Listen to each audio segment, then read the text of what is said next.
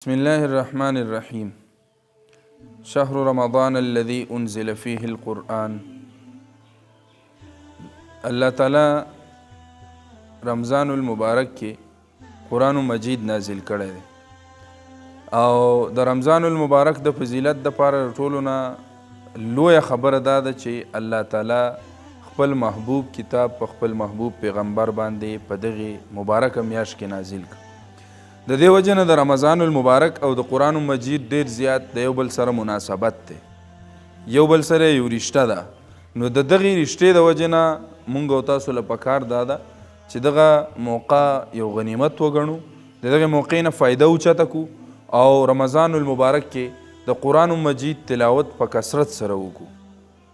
مونږ کم از کم په رمضان المبارک په اولنۍ عشره کې یو قرآن، په دویم عشره کې دویم قرآن او په دریم عشره کې دریم قرآن. مختصر خبره درته عرض کړمه چې اولنۍ عشره تیره شوله، دویم عشره شروع ده او دام په اختتام باندې لګېدلې ده. دې نه پس د اعتکاف عمل شروع کیږي او اعتکاف کې کیناستل دا لازمي دي زمونږ دپاره چې مونږ او تاسو په خپلو جوماتونو کې په اعتکاف کې کینو او د اعتکاف ډېر لوی ثواب دی.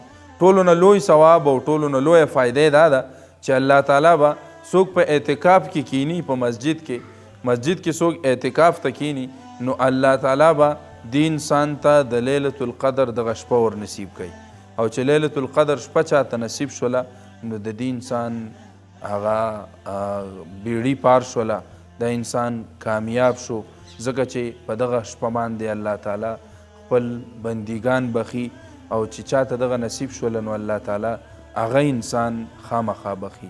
نو د دې موقع نه فایده واخلو او په اعتکاف کې په جومات کې خپلو جوماتونو کې اعتکاف ته کینو او په الله تعالی باندې خپل ځان وبخو.